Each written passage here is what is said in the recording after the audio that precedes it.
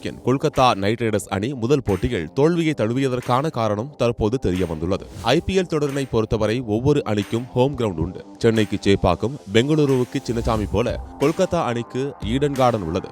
ஒவ்வொரு அணியும் சொந்த மைதானத்தில் போட்டி நடைபெறும் போது தங்களுக்கு ஏற்றார் போல பிச்சை வடிவமைத்துக் கொள்ளலாம். பிச் வடிவமைப்பு, மைதான பராமரிப்பு ஆகியவற்றிற்கு அணிகள் தான் பணம் செலுத்துகின்றன. அதனால் மேற்கண்ட சலுகை அணிகளுக்கு உள்ளது. இதில் தான் தற்போது கொல்கத்தா அணிக்கு சிக்கல் எழுந்துள்ளது. ஈடன் கார்டன் மைதானத்தில் பிச்சை ஸ்பின்னுக்கு சாதகமாக வடிவமைக்க கேப்டன் அஜிங்கியா ரஹானே கேட்டுக்கொண்டாராம். ஆனால் பிச் வடிவமைப்பாளர் சுஜன் முகர்ஜி அவ்வாறு செய்ய மறுத்துள்ளார். இதுதான் கொல்கத்தாவின் தோல்விக்கு காரணமாகிவிட்டது. இது குறித்து KKR அறிக்கை கேட்டபோது பிச் இயற்கையாக எப்படி செயல்படுமோ அப்படித்தான் வடிவமைத்தேன், வேறு மாதிரி வடிவமைக்க முடியாது என்று தெரிவித்திருக்கிறார். அவரின் இந்த செயல் தற்போது கடும் விவாதங்களுக்கு உள்ளாகி இருக்கிறது. இதனால் KKR அணி கொல்கத்தாவை விட்டு வெளியேறி வேறு ஒரு ஹோம் கிரவுண்டை தேர்வு செய்யும் முடிவில் இருக்கிறார்களாம். இது குறித்து கிரிக்கெட் விமர்சகர் ஹர்ஷா போக்லே கூறுகையில், ஒரு பிச்சின் வடிவமைப்பாளர் ஹோம் கிரவுண்ட் அணி கூறுவது போல்தான் பிச்சை வடிவமைக்க வேண்டும். அவர் மறுக்கக்கூடாது. அப்படி மறுத்தால் அல்லது பிச் ஸ்பின்னர்களுக்கு சாதகமாக இல்லை என்றால் KKR தங்களுக்கு தேவையானது போல் வேறொரு நகரத்தில் பிச்சை தான் தேர்வு செய்ய வேண்டும்.